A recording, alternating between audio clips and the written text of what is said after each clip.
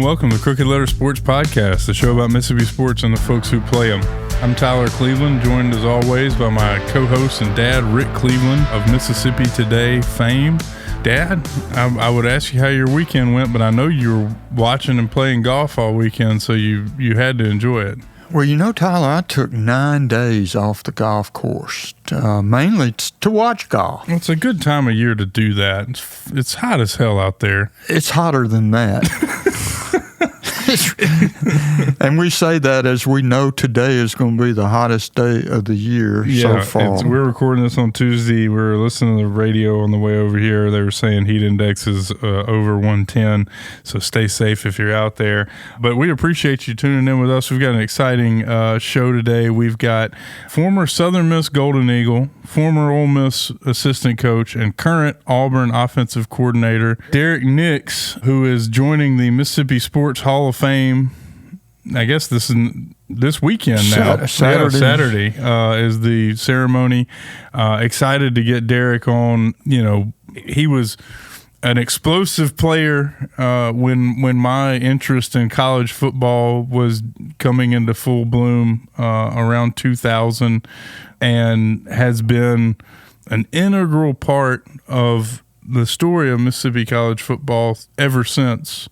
You know, I thought it was a no-brainer to get in the Hall of Fame, and excited to have him on the show. Yeah, I tell you, one of the most interesting things about him going into the Hall of Fame to me is that, and I'm sure this has happened sometime in Mississippi Sports Hall of Fame history, but he's actually going into the Hall of Fame with a player that he coached. Yeah, Dexter McCluster. He was the running backs coach when Dexter had his best year at Ole Miss. That's right. We'll talk to him about that and a lot more, but first let's talk a little bit about the British. The Open Championship. The Open Championship, more commonly known as the British Open. Yeah, I don't know who could have seen this coming. Scotty Scheffler becomes the first player in 100 years to win his first 4 majors by 3 strokes or more. Just kind of another boring Sunday brought to you by Scotty Scheffler. What I enjoyed was watching him play Sunday. I think the only thing better, we talked about his putting and how sometimes that was kind of his Achilles heel, that, finishing those, within 10 feet. Missed only 4 of those this week. Putted phenomenally. Number 1 in the field. The only thing better than his putter was his irons, where he gained 10 strokes on the field, hit nearly 80% of the greens in regulation. I mean, just utter domination. It is absolutely time to compare him with Tiger Woods and Jack Nicklaus. I mean, that's how good he is right now. Well, I'm glad you brought that up, because I do want to talk about this. So when Rory won the 2014 PGA Championship, Jack Nicklaus said that he was going to win 20 before it was over. He just got number 5 at Augusta this year, okay? And that was I think that was his 4th at the time when he won that championship. That Jack said he'd go on and win 20. Spieth won 2 in 2015, added another one in 2017, been stuck on 3 since. Koepka won 4 real quick from 2017 to 2019 and has added just 1 since. Scotty is different. That ain't happening with Scotty. So I'll ask you why you think so to start. He's got the it factor times 10. As you pointed out, his weakness in his game was putting. So what happens? He goes out, hires a putting coach, changes everything about it, and becomes, he was number 1 in the field on some of the toughest greens you'll ever putt. Yeah, I kept waiting. I kept thinking he was going to come back to the field on Sunday with those, because he would have those 10, 15 footers for par, but he just kept making them. And he just never, you know what I mean? He never came back to the field. The reason I think he's set up for a little bit longer term success than some of these other guys that I mentioned is that he is settled. He's 29. His family's settled. He's, you know what I mean? He spent just as much time losing or not, I shouldn't have this losing, but not winning on tour as he has winning. Yeah. He's not coming into his own. He is what he is. You know what I mean? It's not like all these other guys I mentioned rattled these things off like before 25 or 26. Yeah. The other thing about Scotty is that it's almost as much fun to watch him and his family after he wins as it is watching him do what it takes to win. Well, I'll say this. That's a big baby. That baby looks big. Looks like a large baby. Well, his daddy's pretty big. And he's pretty big. Yeah. It's a large child. Also, did you see all the memes that the people made out of it with the baby making the unconcerned face? Like, what? We do this every week. It's really funny. It is. It's fun to watch him. And, it's like my favorite meme of the week was the one where they put the picture of the cop who arrested him. Yeah, it's the only one who can stop him. The only person who can stop Scotty Scheffler. No, my favorite was I saw one that was on Saturday. It said, what does Rory have to shoot to win on Sunday? And the answer was Scotty. Yeah, it's been fun. We're watching something special every time we see him play. Well, let's see if he can just push the USA over the top in the Ryder Cup, which is our next golf event, until the damn azaleas bloom next spring in Augusta. I love the Open Championship, but when it's over on Monday, I get this lull. I know that we're not going to get another, all of golf's greatest players will not be together in one place again until next spring. Yeah. And we got the Ryder Cup to look forward to, so we got that. But it's just, what a year it was in majors. It was. It was. I want to say 25 out of the last 33 won by Americans, by the way. American golf on an incredible tear here. Yeah, let's carry it into the Ryder Cup. One more golf note before we get into bring Derrick on for the interview is that our buddy Wilson Furr grew up here in Jackson, was kind of like, when he was 15 years old, I thought he was going to be a Scotty Scheffler, and he still could be, but he's gone through a few rough patches, but he just had his second in a row top 10 finish on the Korn Ferry Tour, is really playing some outstanding golf right now, and so a shout out to Wilson Furr. Yeah, congratulations, and hope for continued success there. Without further ado, our guest today, Conference USA Player of the running back of the decade, and longtime Ole Miss assistant, current Auburn offensive coordinator, Derrick Nix. Derrick, thanks so much for joining us. Thank you guys for having me, man. Exciting, man. Hearing that stuff, it seemed like it was just yesterday playing at Southern Miss and playing at USA, but obviously it's been a couple of decades now, so I'm starting to date up a bit. Well, all I can tell you, Derrick, is in my formative years, I was 12 in 98. So I was a huge fan of yours at Southern Miss. And as I was telling Rick before you came on, I don't think you could tell the story of Mississippi college football over the past 2 decades without talking about you and your career, both as a player and as a coach. And congratulations on the Hall of Fame induction here coming this weekend. I think it's well-deserved, and we're real proud of you. Well, thank you so much, man. When you're playing at that age, 18, 19, 20, 21-year-old, you don't even think about a day like this happening. You just kind of focus on the task at hand, trying to be the very best you can be, trying to find a way to win. And ultimately, man, you're young. Say, man, what can I do later on to maybe get to the NFL? And to have this happen now, being a 45-year-old man, looking back at it, first thing to come to my mind is thank God I was able to see it. And then number 2, that all the hard work and extra time that you put into your sport, into your craft, man, it was worth it. Well, you earned it. You earned it, Derrick. One of the more interesting things to me about you going in this class in the Mississippi Sports Hall of Fame, and I'm sure this has happened before, although I'm not positive it's happened before, but you're going in with a player that you coached. Yep. And not only that, you coached him when he had his best season he ever had. We're talking about Dexter McCluster. I think the season you coached him, he was the first player in SEC history to have 1,000 yards rushing and 500 yards receiving. That is correct. It is a surreal moment. When I found out I was in, I found out I was going in with Dexter, man, I was like, man, that can't be nothing but a God thing for me to have an opportunity to go with a player that I coached that ended up being a second-round pick, playing in the NFL for the Chiefs and playing for the Titans, and having the type of character that he had. I always said this about Dexter.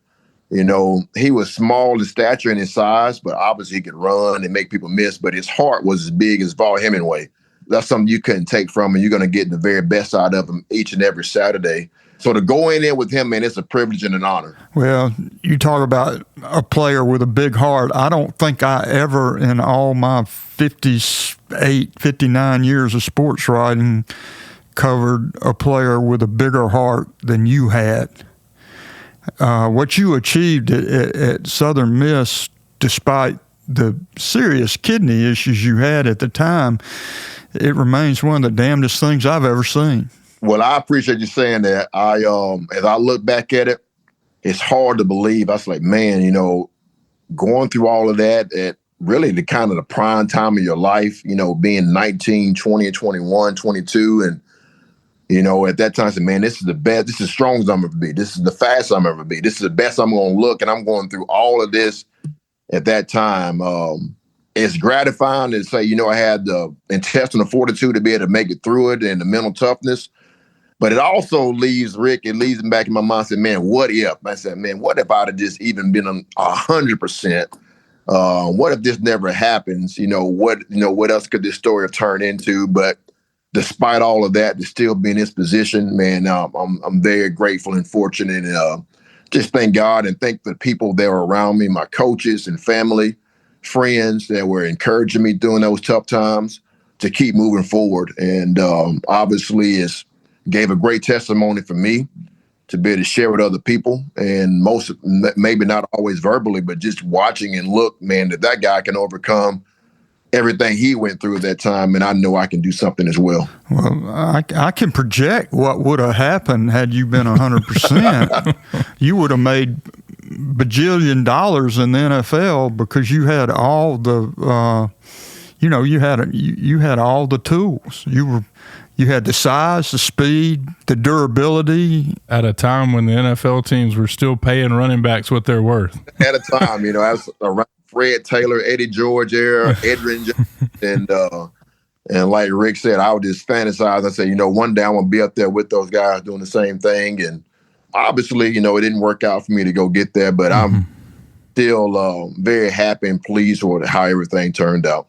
Well, Derrick, I want to, before we move on to talk about your coaching career, the first two 1,000-yard seasons at Southern Miss stand on their own, but more impressive maybe was the one after you came back. Can you just kind of talk about, you know, the road to get back on the field, and then once you did, to be able to recreate the success you had in those first two seasons? I think you're still the only Conference USA player with 3,000-yard seasons. Yeah, the only other player that I know of that's done it is Damian Fletcher, and I had opportunity to him as well. But you're right, it was tough. People don't know, people around me know that I had ballooned up to like 280 pounds after those first 1,000-yard seasons, and it was all fluid retention. Obviously, my kidney function wasn't working properly, and lost a lot of muscle, lost a lot of endurance. So when I came back, man, it was just a challenge just to be able to make it through a workout. And still to this day, Coach Bauer, probably one of the only few guys I really remember, and Coach Gandy was my position coach.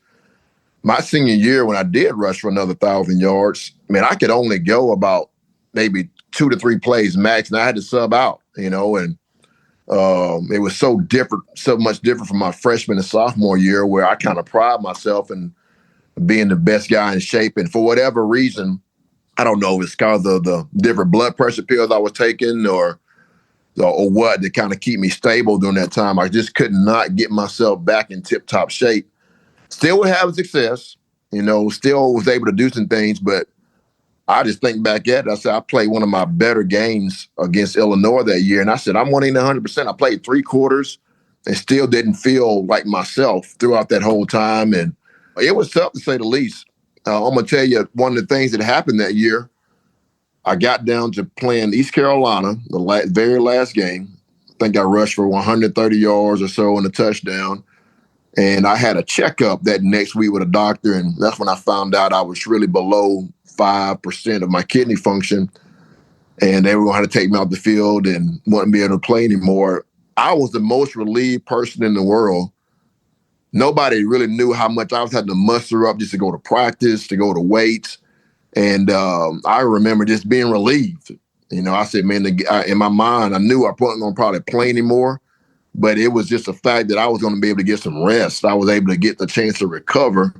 And as I look back at it as a 45-year-old man, I was like, man, I don't know how I did it. It was no way to really to function at Division I level like you need to be, and I wasn't able to do that. And to get through it, it's kind of just a testament of some hard work and just believing and just putting faith in God to go get through it all. I remember talking to you, D, right after you got the kidney from your older brother, and you telling me that you knew your playing days were over, but now your goal was to become the best football coach I can be. And boy, your career, you've coached some great players. You've been part of some of the biggest victories in Mississippi history. And you did just what you said you were going to do. I'm sure you still have those feelings about what could have been, and you expressed that, but you've done the best you could. No doubt about it. It's I did have those thoughts. You say, you know what, this is the next stage in evolution. I said, I can't play anymore, so best thing I can do is go ahead and coach it and teach it and be around the game that I love so well. And it has took me to a lot of places. It's put me around a lot of great coaches, Jeff Bauer, Houston Nutt, Hugh Freeze, Matt Luke, Lane Kiffin, Bobby Petrino. Took me to some places, got a chance. I didn't get to play in the NFL, but I got a chance to coach in the NFL, which was an eye-opener on how everything operates and works there. And like you said, being a part of some great victories, being a part of some teams that have been ranked number 1 in the country, number 2 in the country, a lot of success and a chance for my family, my daughter, to be able to experience it. So it's been good. It's much more than I deserve. You have the reputation of being one of the top recruiters in the country. What's the key to that? I think the number one thing is just being genuine. I think if you ask any of the families or kids that I've recruited in the past, I think just being a genuine guy and being who I am, number one. I think number two, just being consistent. I think that's what all parents and players are looking for, just a guy that's consistent. That's one of the things that I remember Coach Bauer talked to me about on senior day. And maybe even before that, he said, Derrick, every NFL team that comes in, I tell them it ain't your size, it's not your size, not your speed, it's not your knowledge of the game, it's that you're consistent. I just know what I'm getting day in and day out. And I think that goes hand in hand with the job you do each day, and obviously goes in that in recruiting is being consistent, and where the people or the kids or the prospect know what they're getting each and every day, and not perfect by any means, but in the position, know, hey, man, he's dependable and he's going to do what he said he's going to do. How much has that process changed in the past couple of years here? I mean, I know it's a whole new world out there. I think that's still a big piece of it, but obviously is recruiting is like a pizza. That's not the only slice. That's a big important slice of the pizza, but obviously it's not the only one anymore. Yeah. Derrick, you were in Oxford for 16 years there, off and on. Can you just, how much do you get ingrained in the community at that point? How much do you miss it, and how much are you enjoying Auburn? Well, first about Oxford, let me say this. When you're at Southern Miss, you dream about having a chance to play Mississippi State or Ole Miss. And when that never happened, all you do those 4 years in college is build animosity for those two teams, man. Yeah. Man, if we were on the field playing with them, especially our 99 season, we finished number 14 in the country, CUSA champions, and said, man, if we'd have had them on our schedule, we'd have beat them. I wish we could have played them. You know what I mean? And so it was the first thing about getting there was getting over that stigma of, hey, I've been trying to, root against them guys or always comparing myself to those guys to now being a part of them.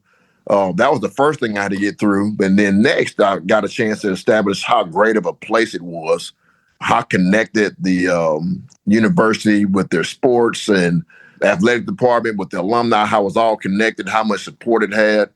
And then just the willingness of administration to stand behind our coaching staff to give us everything we needed to win and then ultimately have success, playing in New Year's Six games and, beating #1 teams in the country. And I don't know, just seeing that place grow. And I got married there, ended up having our first child there. My wife got established, got her own identity away from football. She was a teacher there at Oxford Middle. To this day, my 9-year-old daughter, if you ask her, who's our favorite team, she's going to say Auburn, but Ole Miss is right there too. You know what I mean? Hotty toddy too. And then, spending 16 years of your life there, a lot of your adult life, a lot of great memories, a lot of great people there with football, outside of football, and establishing your church home. I mean, all that was important to us. But getting a chance to go to Auburn, #1 thing was getting back in my home state where I grew up, part of this great, great program, this tradition, and doing it with a guy like Coach Freeze and a lot of the staff members who I worked with previously. Man, it's been like a dream come true to get here. Obviously, we got to do a great job of putting a great product on the field, but getting a chance to walk out to this facility every day and go to work, man, it's an awesome opportunity. Well, we're excited for you. I'd be remiss if I didn't ask you about a couple of things pertaining to your current job. The first one is I know you had Jarquez Hunter last year, who was a huge name in Mississippi high school sports for 4 years there at Neshoba Central. What a fantastic player. Can you just kind of talk about him and coaching him? And I know he's which team did he sign with? The Rams. He went to LA Rams. Yeah. And then just, how you guys are going to look this next year. Well, first I had a great relationship with Jarquez coming out of high school. I was still at Ole Miss. At the time his career started, I was still a running backs coach there, and I got a chance early on to recruit him for a couple of years. And, that was the plan before some of the coaching changes hand that I was going to, offer that kid and get him signed and get him to Ole Miss. And, me and him had built a really good relationship. And obviously we had the kind of coaching changes, and he ended up going to Auburn, and that relationship kind of got put on the back burner. But one of the first text messages I got, he still had my number, is when I took up here. Man, I got a text from Jarquez, and he was so excited. He said, Coach, I've been waiting all my career to get coached by you. And so to get this opportunity to be here with you was great. We got to spend one season with each other. I say the best thing about him, man, he loves the game of football. He loves it. He's not like some kids you see that they love what football can do for them. I mean, this guy genuinely loves it. I mean, he'll be out there practicing for 2 hours, and we'll break, and you'll see him over there competing with a DB or a linebacker on some other drill, or just racing or doing something. He's always between the white lines wanting to work and get himself better to improve. And his work ethic is second to none. He's a guy that's a pleaser. We played Kentucky this past year. He rushed for like a school, I don't know if it's a school record, but 282 yards and maybe 2 touchdowns. And first thing I get back that morning, I get a text message from him, and he's already watched the film. He's critiquing himself. Coach, I could have did this better, that better. And I just love it. Just love his attitude. And one of the things I told him once he made it with the Rams and got drafted, I said, man, just don't change. Don't change. I said, man, if Lord willing, you stay healthy, man, you'll play for a long time just because of his attitude to go along with the talent that he has. Going into this season, man, like always, man, expectations are always high, and that comes with the territory here. And we feel like as a staff, we've done a great job of going out and recruiting and going out and plugging in some holes where needed, and retaining some of the guys we had on the team from a year ago that were young. And we've had a strong spring. We had a strong summer so far with our guys training and just looking for big things. And the thing we keep trying to tell our guys is take it one day at a time. We got goals for the season, but you can't accomplish that all today, man. What can we do this next hour, this next day to get ourselves better, to be the very best offense we can be this season going forward? And all our focus and attention right now is getting ready for training camp and taking it one step at a time. Derrick, were you responsible for bringing in Deuce Knight from George County? I don't know if that's your territory or not. I had a little bit to do with it, but I would give a lot of credit to Coach Austin and Coach Stone, Coach Freeze. Those three guys did a great job of teaming up. Kenyatta and our player personnel, they did a great job. And I was just another familiar face because we had recruited them some while I was at Ole Miss and had seen them going down to George County. But our quarterback coaches and our recruiting staff did a great job of really getting that done. Yeah, he's a really interesting player, isn't he? I mean, he's got a lot of upside. He is. I thought for a guy coming straight out of high school this spring, I thought he did a remarkable job of really just showing some maturity and taking the bull by the horn, so to speak, and being aggressive and trying to learn and trying to establish himself. Well, Derrick, we're about out of time. I know you're going to enjoy this weekend. I know you and Dexter will enjoy it together, and just know it is very deserved, and it's probably overdue coming, but congratulations. Thank you so much. Just thank God for the opportunity and the people that helped vote to get me in there, and looking forward to a great time. Okay, buddy. Thank you. Appreciate you, man. Thanks again to Derrick for joining us today. Dad, what a fantastic guest. Yeah, he's, his story, I mean, it could be a movie. Yeah, it could. And what's cool about it is he's, was relevant then, he's relevant now. He's got, his career is still on the incline, and he's already going into the Hall of Fame. So this is pretty cool. That's about all the time we got this week. Everybody stay safe out there. If you're traveling to Jackson for the Sports Hall of Fame induction, be safe on the highways, and we'll see you on the golf course between now and then. Have a good one. We'll talk to you next week.